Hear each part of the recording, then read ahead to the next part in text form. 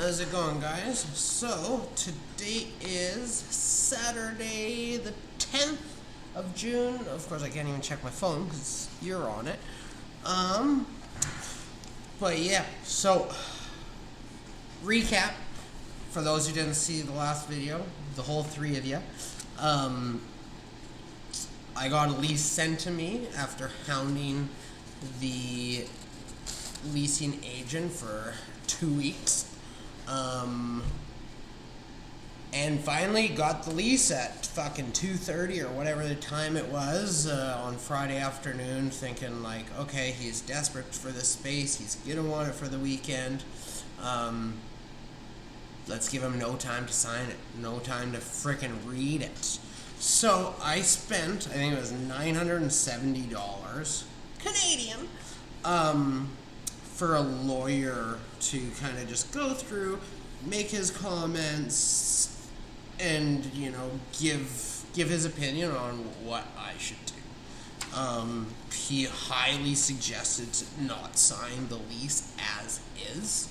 I'll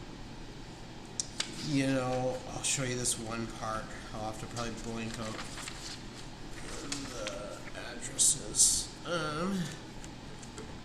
But here, fuck's sakes.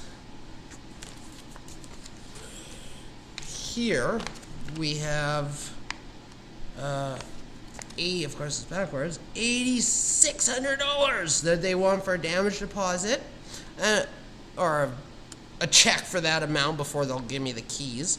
So I figured, like, okay, so that's probably 2 months rent plus some random number for a damage deposit. No. That's only including $1,800 and $16 for rent, which would be, 15 days, since it's halfway through the month. So basically, I would, have to give him another $3,600 in 15 days. Which, obviously you pay rent on the first of the month. No biggie. My whole issue is just the size of the damage deposit. There is quite a few other huge red flags. Everything from the landlord's right to move me. So at any point, he can move me to not only a different unit in the building, but to an entire different building. So it's like he's got some building in the west side, basically a tear down, let's say, and he decides, hey, I think you'd be a better fit over there. I have no option other than to say no and tear up my lease, which after my experience with them over the last 2 weeks of trying to get a lease signed and them making excuse after excuse after excuse, basically trying to push me into my old unit, which is $5,000 a month. So, by the end of the month, after all the additional expenses on a larger unit, I'd be looking at an extra $2,000 a month. Whatever, your business, $2,000 a month, whatever. Comes out to an extra $4,000 a month in sales. So I'd have to do an extra $125 a month or a day in sales just to cover that difference. So I really don't feel comfortable at this point even dealing with this landlord, to be honest with you. So my wife, the nice lady that she is, put in some phone calls to other leasing agents while I was busy working this morning. So hopefully that works out. Sorry for the jiggle. I'm sure anyone who watched the previous videos can see, wow, this guy is freaking hardcore ADHD. He's like a goddamn pinball bouncing around. So it is difficult for me to sit here for now 4 minutes and 44 seconds in a chair. So yeah, that's life. What else happened this weekend? Oh, not business related, but we had to tell we basically had an intervention with my 13-year-old son. We want him to move to the east side full-time for school, opposed to me having to spend an hour a day driving him back and forth to the north end. And then, he wants to hang out with a friend. Well, I just picked you up from school. You've been home for half an hour. Now you want me to leave work to come pick you up, drive you over there, and then in 2 hours you want me to leave work again to come pick you up over there and drive you back home. So, on a weekly average, let's just say that's 10 hours a week. The amount of money that I can make in those 10 hours is a lot. I'm not billionaire by any means, but it's a lot of money. That's not even including, the gas. I'm just talking about the value of my time, which everyone needs to learn how to do. You need to value your time. A good example is everyone gives me shit for the amount of food that I order for delivery. The way I look at it is okay, so go to the grocery store, waste half an hour picking out food with what I want to eat that day, spend another hour cooking it, cleaning up, blah, blah, blah, blah. Half the food gets tossed out. Not much of a price difference between skip the dishes and grocery shopping when you take into consideration your time. So let's even say it takes me half an hour to grocery shop and get the meal cooked. That's gonna all I have to do is make one sale, unless it's a fucking $15-20 sale, but all I need to do is make one sale in that time frame, and all of a sudden I made money opposed to spending money. And I'm a firm believer in focus on your skill. So I'm not a chef, I'm not a cook, I'm not a dishwasher, so why would I decide, hey, an hour a day, I'm going to take on these roles? Sounds pretty dumb if you think of it in those terms, right? So yeah, that's my motto is leave the job to the professionals. So I need to eat food, I'm going to go to a business that has food available for delivery. Am I gonna, if I need a new fence or a deck, am I gonna spend hours and hours and hours trying to build this deck and end up getting frustrated and then just end up calling one of the professional carpenters? Be worth it, because once again, in that, let's say 1 week time frame that it's going to take him to build a deck, it would take me 3 weeks because I don't have the skills that he does, and then I'm taking away 3 weeks of me at my business. So all of a sudden, that deck, instead of costing me, let's just say $2,000 from the carpenter, all of a sudden it's now a $15,000 freaking deck because I missed out on so much other potential. I know I'm horrible with rants. My wife and friends call it the Red Bull rant. So there you go. And what else was I gonna talk about today? Oh, randomly. So when I get to work this morning, I usually enter through the front door of the building, but then I'll make sales out the side door. So I go make a sale this morning, can't get the flippin' side door open, so I'm thinking oh, what the hell happened? Sure enough, there's a freaking stolen bike there. So here she is, for the whole 4 to 5 people watching my videos, if one of you guys are from Saskatoon, on the east side, and you're missing a blue mountain bike this morning, hit me up. As well, I did make a Instagram page for anyone that does want to reach out. I'm more than happy to spend time answering any questions, helping anyone out, anything that I can do to help someone else follow their dreams. I'd be happy to do it. I really would be.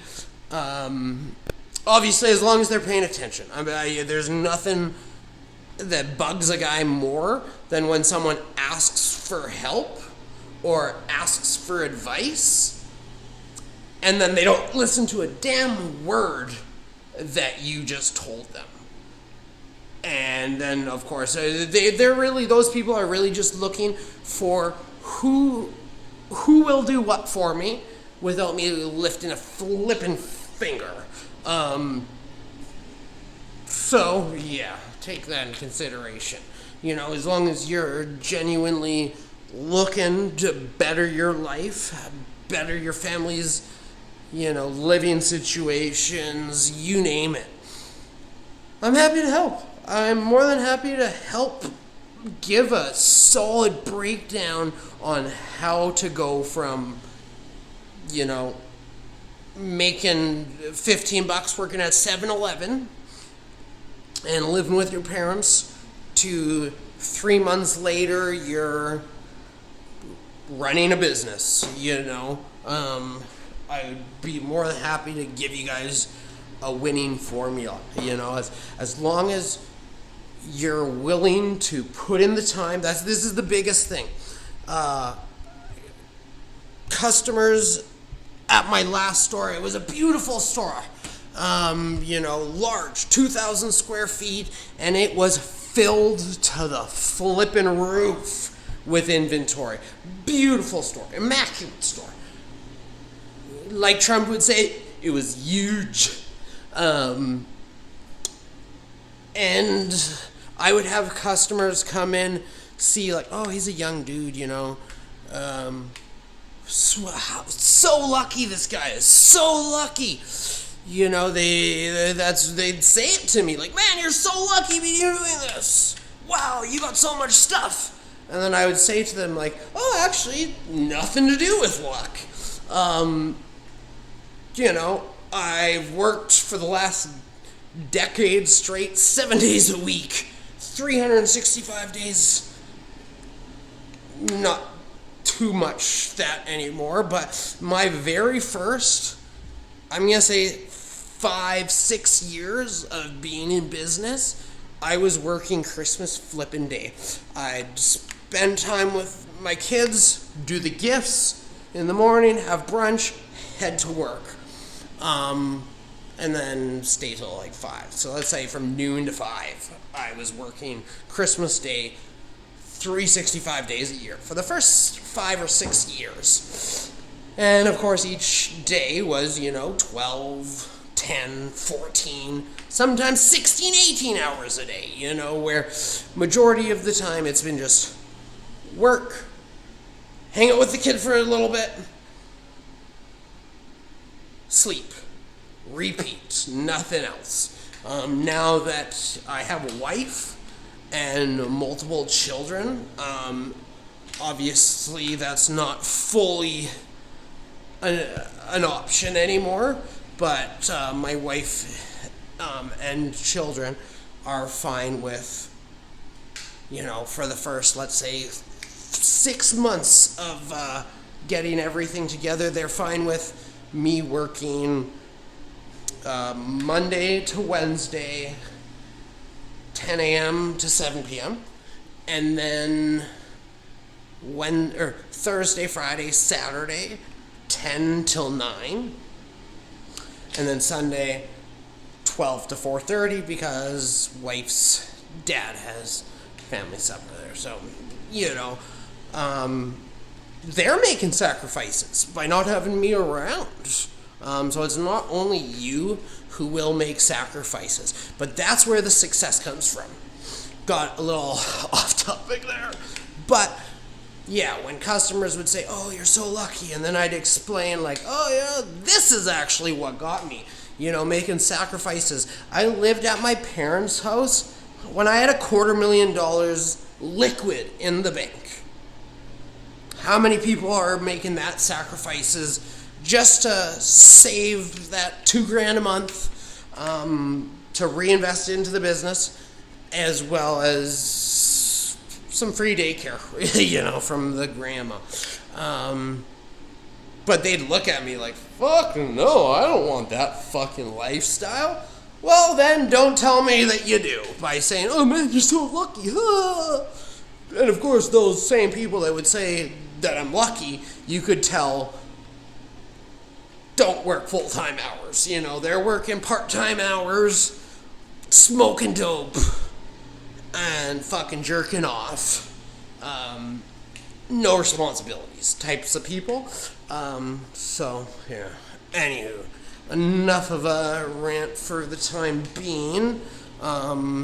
Me and my wife are going to look at some other units available in this area, just because at this point I don't even really feel comfortable with this leasing company. I just have a feeling that they got something up their sleeve and they are trying to essentially rob me legally, because in commercial leases,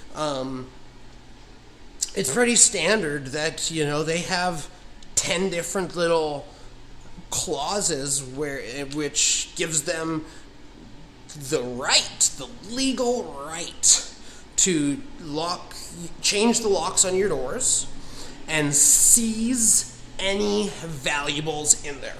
So then they can take those inventory, showcases, whatever value you have in there, they can liquidate it at any point.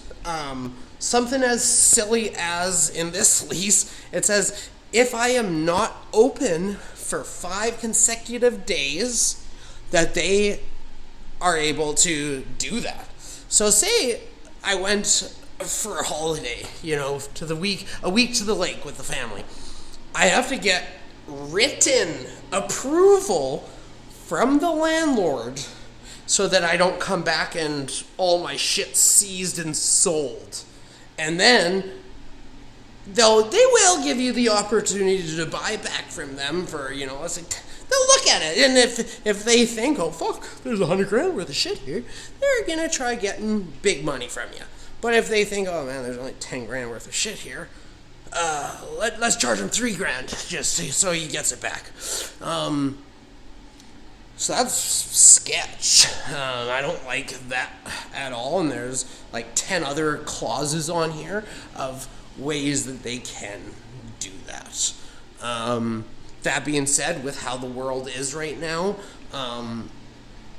with squatters, all of the people that are dealing with squatters are small landlords. You know what I mean? It will be someone with a handful of properties, and they're the type of people where shake their hands, there's your agreement, and maybe a 1-page lease. That's why they're in those situations where they have someone that is taking advantage of them and not paying rent for a year. Sometimes longer than that. I've heard absolute horror stories. Whereas a landlord like this with, a 40-page lease and all these clauses that they can take everything from you and kick you out to the curb, they wouldn't have squatters because they got it right there in there. Like, hey, we're going to steal everything from you. Drop of a dime. So, I can respect that in a certain angle, but I just feel as if this one is like times 10, and that they're literally just trying to rob me blind. Anywho, I will let you guys go. Keep the fucking grind up. You know, don't give up. I really gotta come up with like a little catchphrase, you know, for the start and finish of videos.